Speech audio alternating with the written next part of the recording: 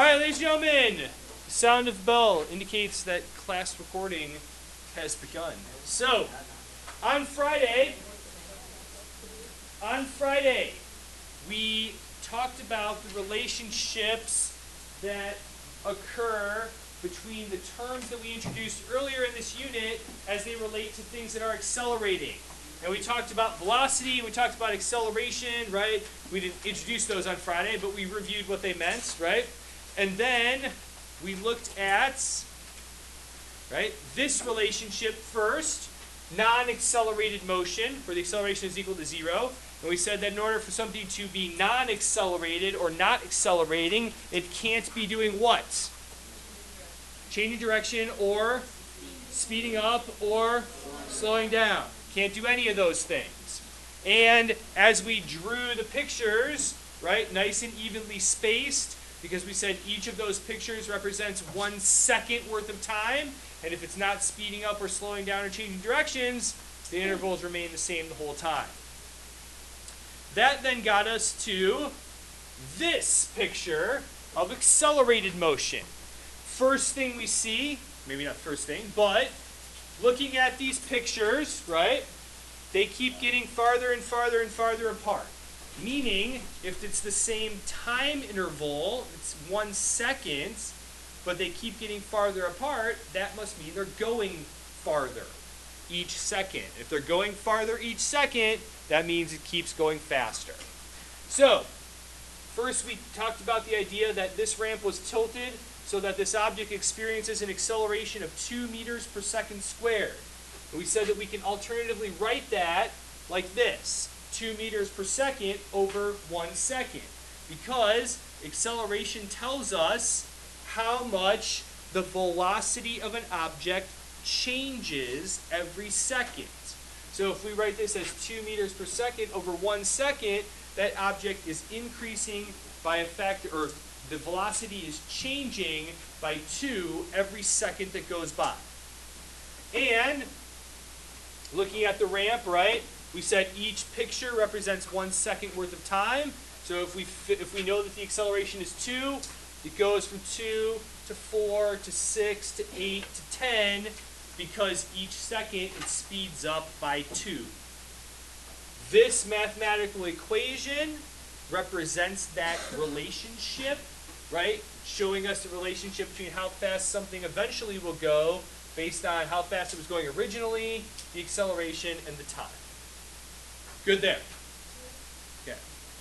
The next part that we did, and it was, had to pull together a couple of things, was talk about how far this object went under these conditions where it is accelerating. We used 2 equations to help us out with that. The first equation we used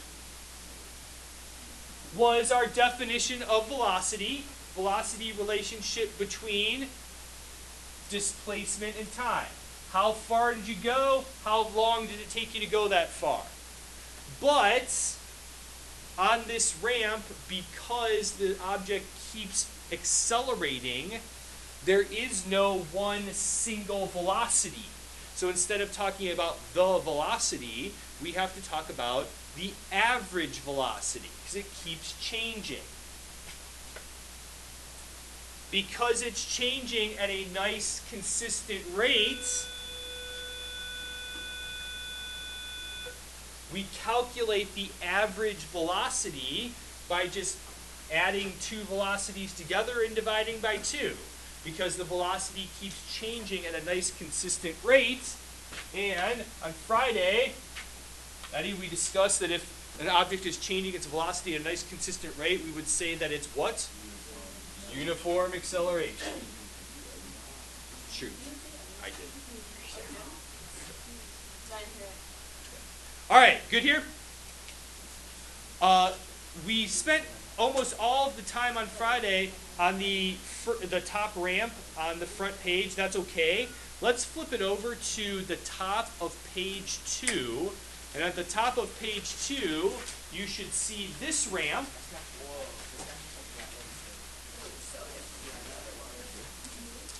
And even though it doesn't look like it, let's say that this ramp has been tilted to a steeper angle so that now, instead of the acceleration being 2 meters per second squared, it's 5 meters per second squared.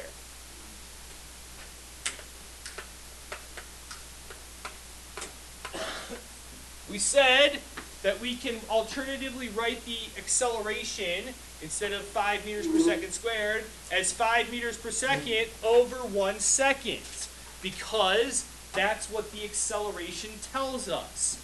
How much does the velocity change for every second that goes by? Good with that? Again, each of these pictures is going to be representing 1 second worth of time. If the object is let go from the top of the ramp and it's not moving, the next picture being 1 second later, how fast will it be going at that point in time? We'll be going 5 meters per second. And then the next picture, 1 second later, it will be going 10 meters per second. And then the next picture, 15. And then this one's 20. And then this one's 25. All right. Ultimate question that I have for you is, how long is this ramp if it takes 5 seconds for this object to roll down as it experiences an acceleration of 5 meters per second squared? So we said there were 2 ways that we can do this. Let's begin the first way, right? But then we'll kind of cut it off and jump in to the second way.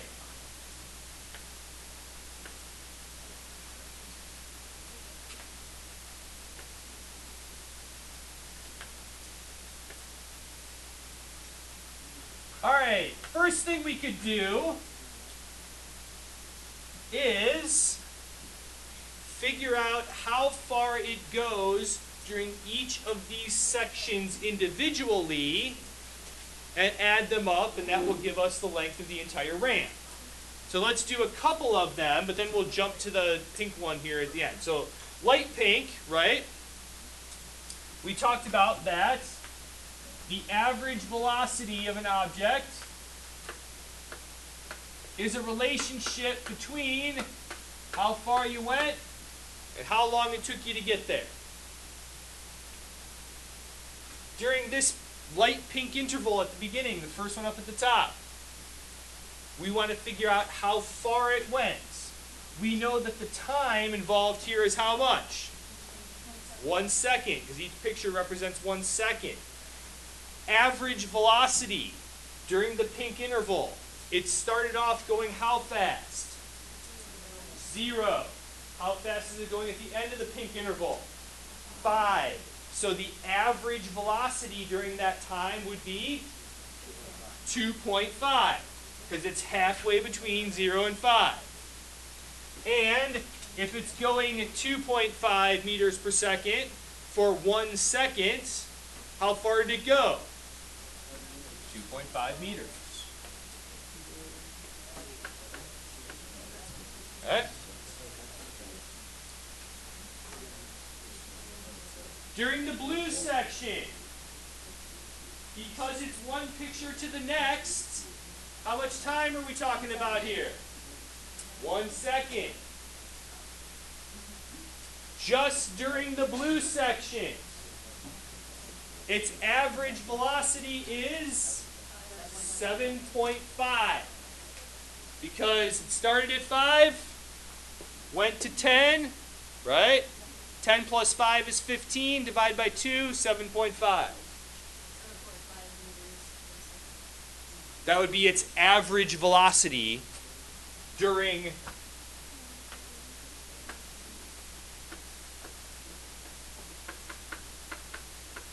that interval, because it's sped up from 5 to 10. So half the time it was going less than 7.5, and half the time it's going more than 7.5. Because 7.5 is the middle between those two.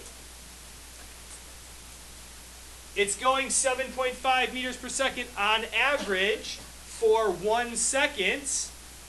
Therefore, it will have gone 7.5 meters.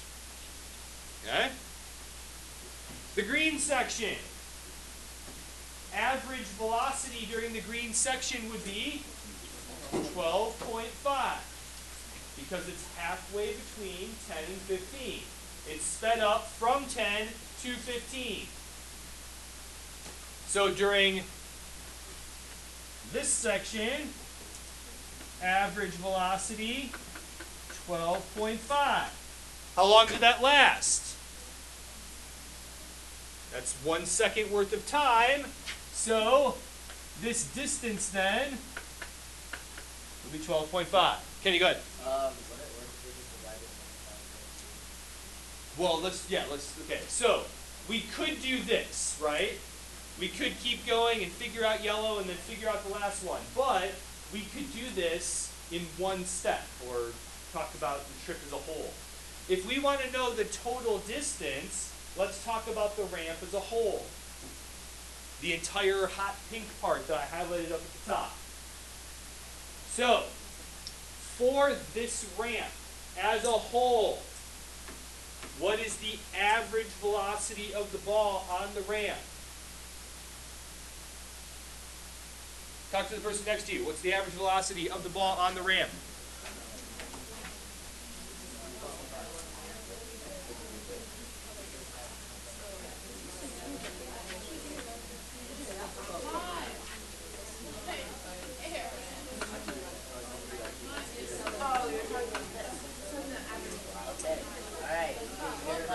All right.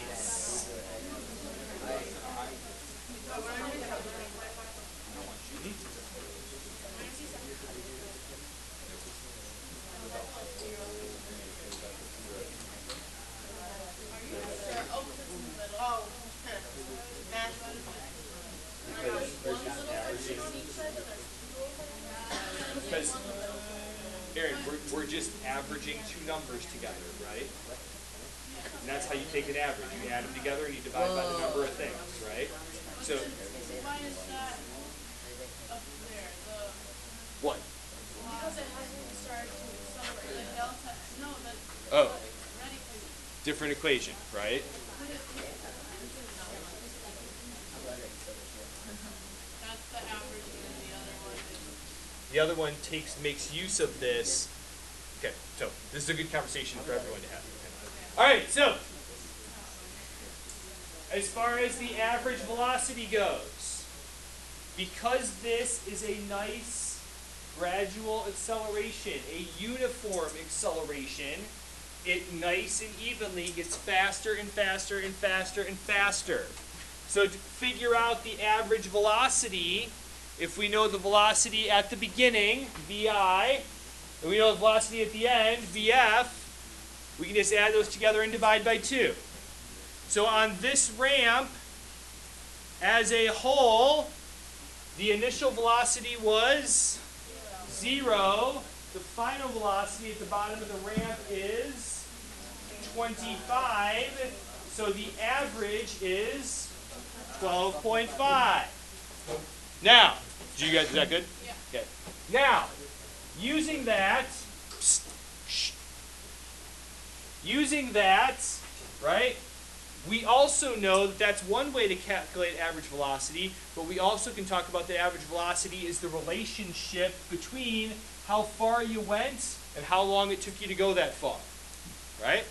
So, if we use this equation as it relates to the entire ramp, we know that 12.5 is the average velocity. We want to know how far the ball went, how long the ramp is. But in this case, we're not just dealing with 1 second worth of time, we're dealing with what? 5 seconds worth of time, because that's how long it took to get down the ramp. Wait, it's actually 12.5. So if we want to solve for the displacement, or how far it went down the ramp, right? We take that V average as delta x over t, plug in 12.5 for V average, because that's what we figured out. We know that it's 5 seconds. Now we can solve for x just by doing what?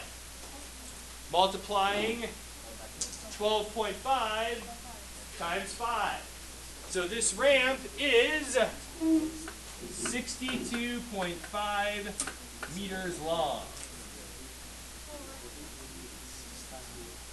I have a pretty long ramp.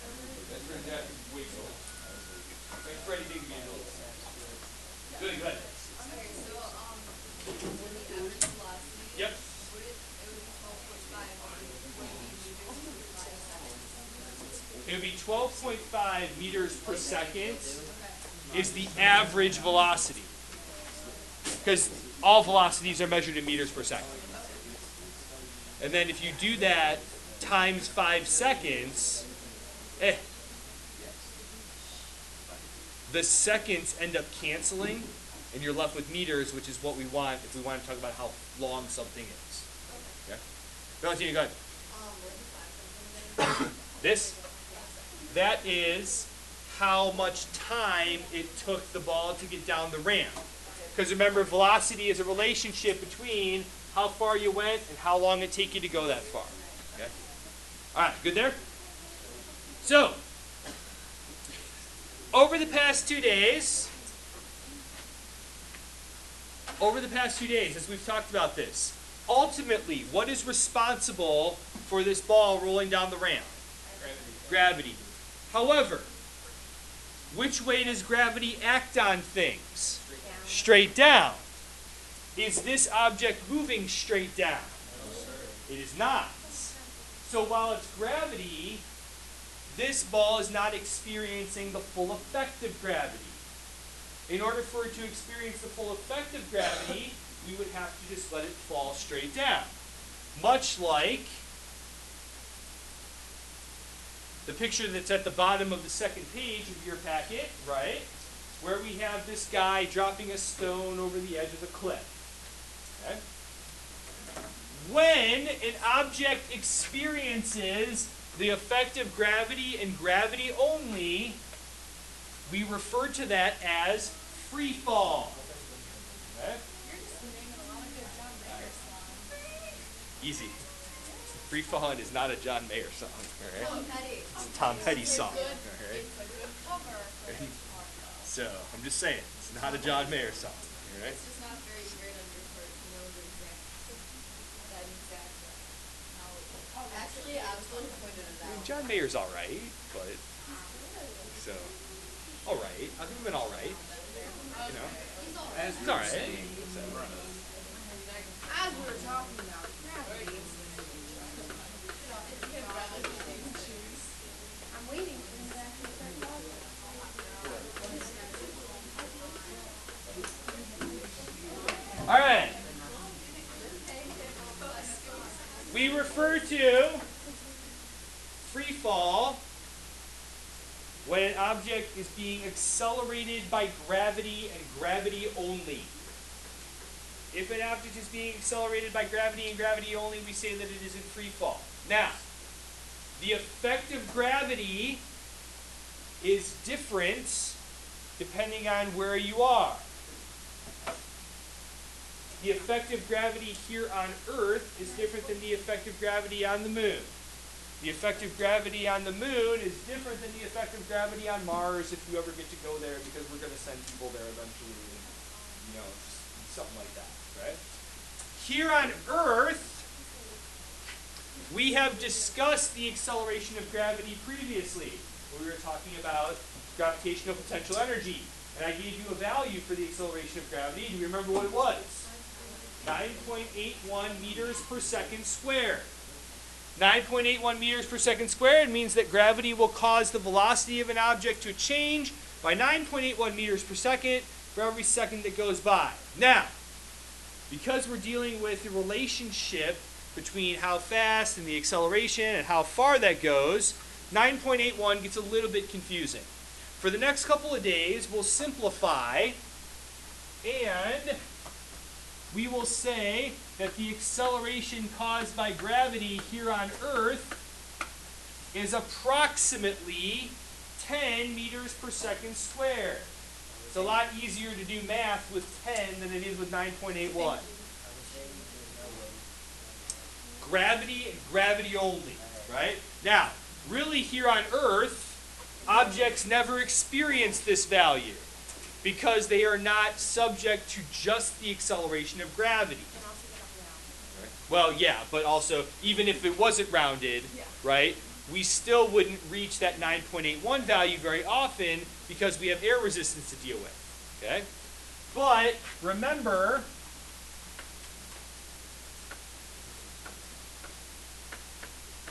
it's 10 meters per second squared is the same as 10 meters per second for every 1 second, right? These are equivalents of one another. That lowercase level g, or that lowercase letter g, that's what we use to represent the acceleration caused by gravity. Not just a, because this acceleration is so fundamental to everything that we do here on Earth, right? It gets its own letter, and that's good for that, okay? All right, good there. Let's take a look at this picture of this guy dropping his rock off of the edge of this cliff.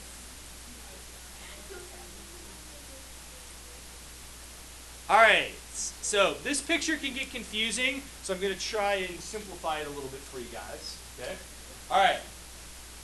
These little speedometers that are over here on the side do not necessarily correspond with the picture of the rock that they are next to. So let's start off up here at the very top. Right after this guy lets the rock go. I mean, you know, that's something else we have to kind of take into account. So, yeah. Don't sell yourself short.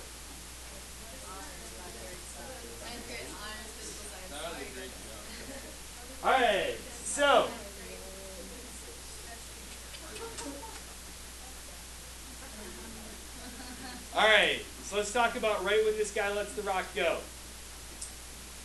Because that's the very instant that gravity starts acting on the object, we'll call that time equals 0. Because that's right when gravity starts accelerating. Okay? Currently, as you can see here on the first speedometer, what is the speed that it is measuring? 0. And the distance that it's measuring is also going to be 0. Okay? The next picture that shows up, right here, being consistent with the examples that we've talked about before, that next picture represents 1 second after we let it go. As you can see, the speedometer has now increased from 0 to what? 10. Because what's the acceleration caused by gravity? 10 meters per second squared. But if you look at the distance, though, it's only 5. Because average velocity during that 1 second interval would have been what? It went from 0 to 10. So the average is 5. 1 second went by. How far did it go? 5 meters. Okay? Next picture. 2 seconds. Yeah, it doesn't have an arrow, right? Now we have to fill it in. So, how fast will the rock be going 2 seconds after we dropped it? Okay. The speed here is going to be 20 meters per second, because gravity causes the velocity to change by 10 for each second. Now, Maddie, from here to here, right, that's going to be how long? This is going to be 15 meters, but on the car, right, this adds up the total distance. So what will the total distance be here? It will be 20 because we have to add the original 5. Okay? Does that make sense? Kind of. Okay. This blue line represents from 0 second to 1 second, right? We said it went from 0 to 10, 1 second. That's 5 meters there. Okay? This is just like the ramp, but now instead of being slanty, it's a straight line. That's all. That being said, let's go here. Okay? That is 3 seconds after we've let it go. So the speed will be 30 because it's going to increase by 10. Now, from here to here, the distance that it travels, the orange line, will be how long? During that little interval,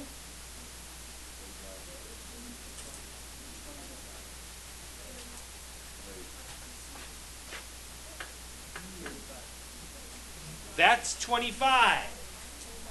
Because it goes from 20 meters per second to 30 meters per second.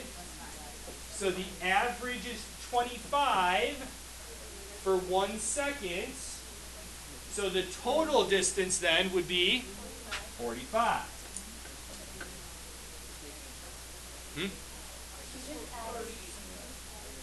Keeps going up by 10. Right? The speed keeps going up by 10. Exactly the same as this. There. What you did right now.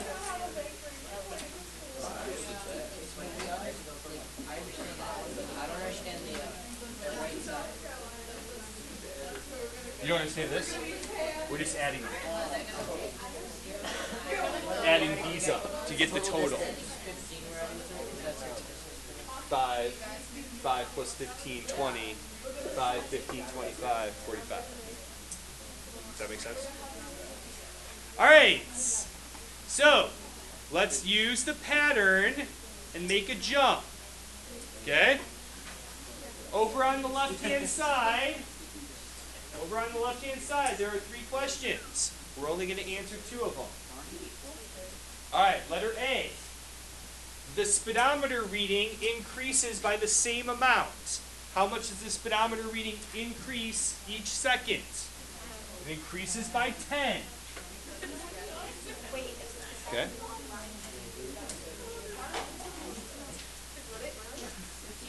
All right, so there's a couple different ways.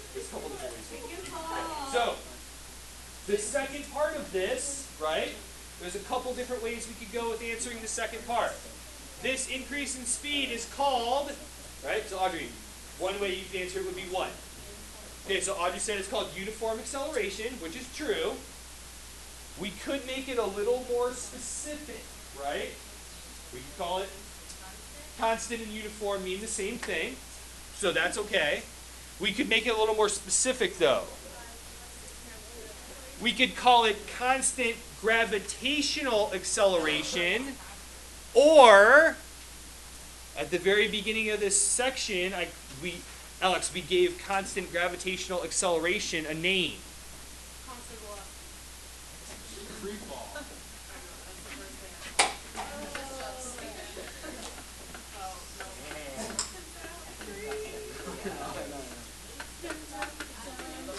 Okay.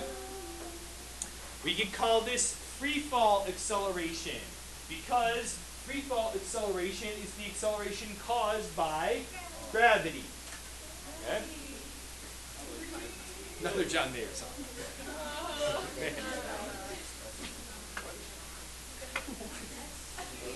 Don't worry about letter B.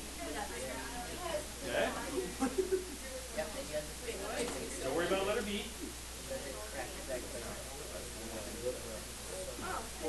All right, now let's talk about letter C. Hey.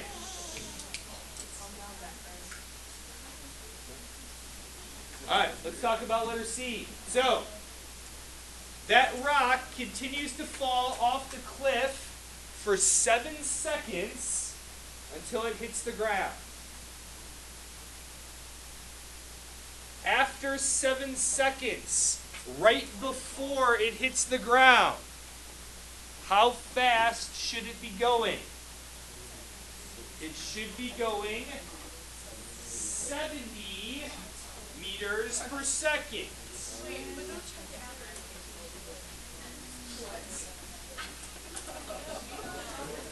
How do you do that? Amanda, that's not speed. Come on.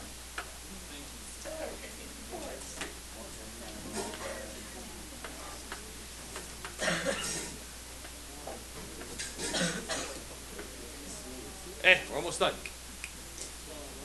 Okay. So, the free fall acceleration on Earth causes the velocity to change by 10 meters per second for every second. So if it takes 7 seconds to get to the ground, it'll be going 70 meters per second. But now, right? How tall is the cliff?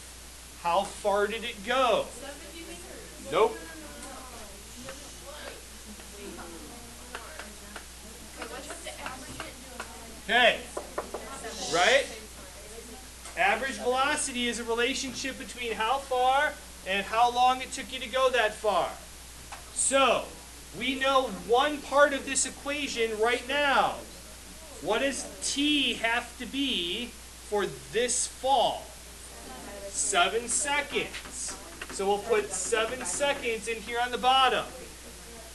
We're trying to find this. Oh, wait. Okay? 35.5 times 7. Not 35.5, just 35. Because the average velocity between 0 and 70 is 35. So to get us now x, right, you're going to have to do what? 35 times 7, which should give you 245. Big Okay. space for 7 But to answer the last part of this, right, even though the velocity keeps increasing and the distance keeps increasing, what did we say about the acceleration? It is a constant or a uniform acceleration, meaning that the acceleration just before it hits the ground has to be what? Has to be 10. Because that's what gravity causes the object to do. Did I have you to the end? Did you get to? Yeah, I got Okay. everything else. Constant acceleration means the acceleration is constant. Okay? That's what gravity on Earth does.